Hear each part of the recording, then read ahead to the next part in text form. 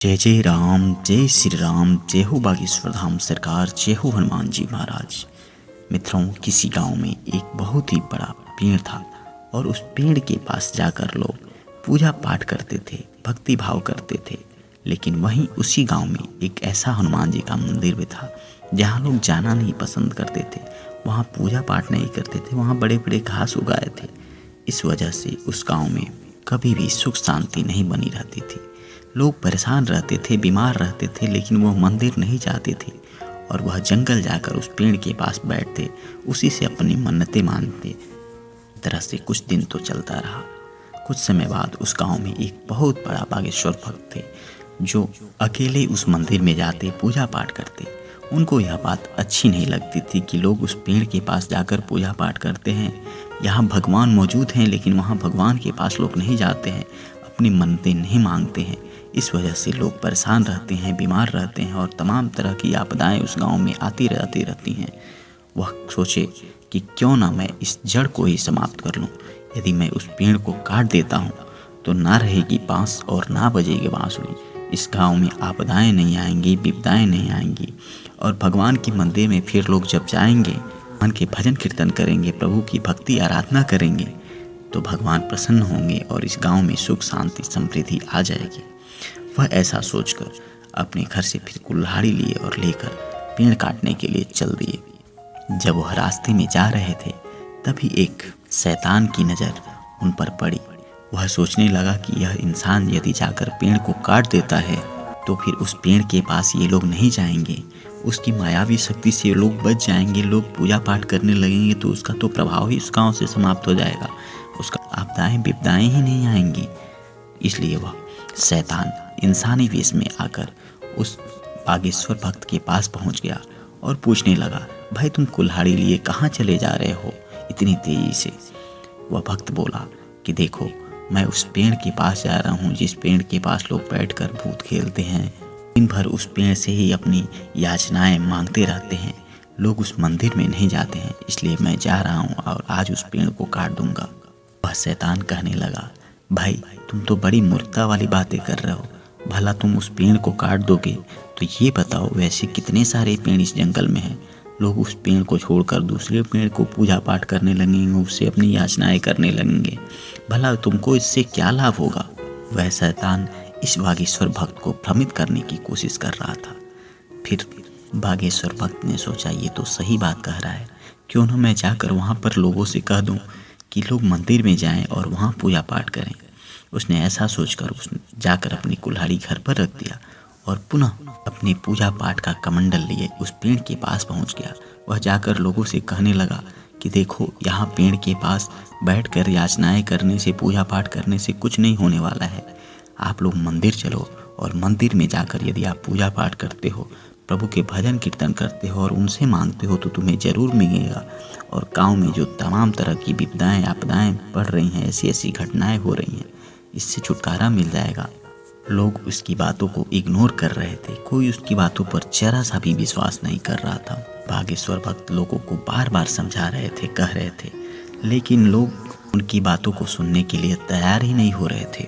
फिर वह भक्त हार थक कर घर आ गया और अगले दिन सुबह फिर से वह अपनी कुल्हाड़ी उठाया और लेकर चल दिया। जंगल में जाते हुए फिर शैतान की नज़र इस पर पड़ी।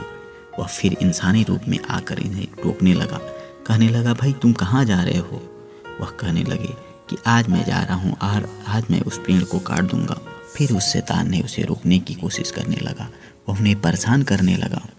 इस तरह से बागेश्वर भक्त और उस शैतान में जमकर लड़ाई हुई।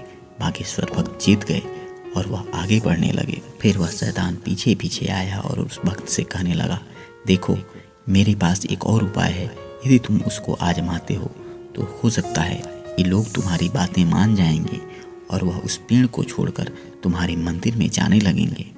वह शैतान की बातें सुनने के लिए रुक गया। उसने पूछा, बताओ तुम्हारे पास क्या उपाय है?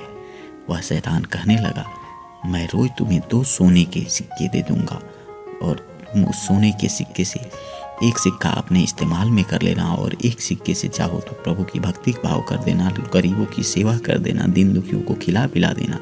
इससे लोग तुम्हारी पूरी बहुत ही अच्छी आस्था रखने लगेंगे और हो सकता है तुम्हारी बातों को मान जाएंगे। भला पेड़ काटने से तुम्हें क्या फ़ायदा मिलेगा? उस भक्त ने सोचा, ये भी सही कह रहा है, इससे मेरी जो आर्थिक समस्या है वो भी दूर हो जाएगी और लोग मेरी बातों को मानने लगेंगे। वह कहा, ठीक है। इस तरह से वह शैतान इस भक्त को अपने मायावी जाल में फंसाने में कामयाब हो गया और यह भक्त आकर अपने घर रह गया। अगले दिन सुबह हुई तो इसके तकिए के नीचे 2 सोने के सिक्के रखे थे। वह एक सोने का सिक्का अपने इस्तेमाल के लिए रख लिया और दूसरे सोने के सिक्के से गांव में रह रहे बहुत सारे ऐसे गरीब लोगों को भोजन कराया और इन लोगों की जो भी समस्याएं थी वह उसे दूर करने लगा।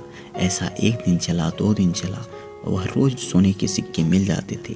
तीसरे चौथे दिन के बाद से उस शैतान ने इस भक्त के सिरहाने सोने के सिक्के रखने बंद कर दिए। अगले दिन सुबह हुई और जब इस भक्त को सोने के सिक्के नहीं मिले तब वह फिर से गुस्से में गया और सोचने लगा कि उसने मुझे मूर्ख बनाया है। फिर उसने अपनी कुल्हाड़ी उठाई और लेकर उस जंगल की तरफ निकल गया।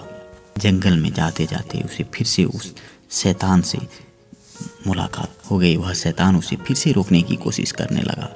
फिर इन दोनों में जमकर लड़ाई हुई। इस बार शैतान जीत गया और वह बागेश्वर भक्त के कंधे पर बैठकर आगे बढ़ने लगा। बागेश्वर भक्त ने उससे पूछा, अच्छा एक बात बताओ, मेरी एक बात समझ में नहीं आई कि आखिर पिछली बार जब भी लड़ाई हुई तो मैं जीत जाता था, भला आज तुम कैसे जीत गए? तब उस शैतान ने उससे कहा कि देखो, इसके पहले जब तुम लड़ाई करते थे, जब तुम जाते थे तो प्रभु को आस्था और विश्वास के साथ जाते थे, तुम प्रभु के सेवा भाव के लिए जाते थे। लेकिन इस बार तो तुम लालचवश जा रहे थे कि तुम्हें सोने के सिक्के नहीं मिलने थे, इसलिए तुम जा रहे थे। इसलिए इस बार तुम हार गए और मैं जीत गया। उस भक्त को अपनी गलती का एहसास हो गया और वह भक्त चुपचाप जंगल से अपने घर को लौट आया। घर पर लौटने के बाद से वह हमेशा इसी चिंता में डूबा रहता था, आखिर मैं कैसे लोगों की आस्था को उस पेड़ से हटाकर हनुमान जी की भक्ति पूजा आराधना में लगाऊं। वह हमेशा परेशान रहने लगा। सोचते सोचते एक दिन वह मंदिर में जाकर प्रभु के सामने यही सोचते सोचते सो गया। फिर जब उसकी आंखें खुली तब उसे होश आया और वह वहाँ से उठकर सीधे जंगल की तरफ निकल गया। जंगल में जाकर वह उस पेड़ के पास पहुंचा और जोर जोर से चिल्ला चिल्ला कर लोगों से कहने लगा कि देखो, मुझे विश्वास है कि मैं जो बात कहूँगा तुम लोग उसे जरूर मानोगे।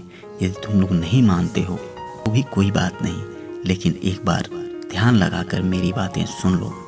सब लोगों ने सोचा, चलो कोई बात नहीं, ये एक बार कह रहा है तो इसकी बातें हम लोग सुन लेते हैं।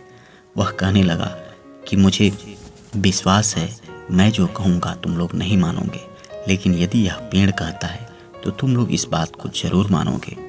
लोगों ने एक स्वर में बोला कि हाँ, यदि जो पेड़ कहते हम लोग जरूर मानेंगे, यही हमारी आस्था है, यही मेरा विश्वास है और हम लोग तो इस पेड़ की भक्ति आराधना करते हैं। उसके बाद वह भक्त उस पेड़ के नीचे बैठ गया और मन ही मन प्रभु से प्रार्थना करने लगा कि हे प्रभु, इस बार मेरी इज्जत रख लेना और पेड़ से कुछ आवाज़ जरूर निकालना जिससे कि लोगों को विश्वास हो जाए।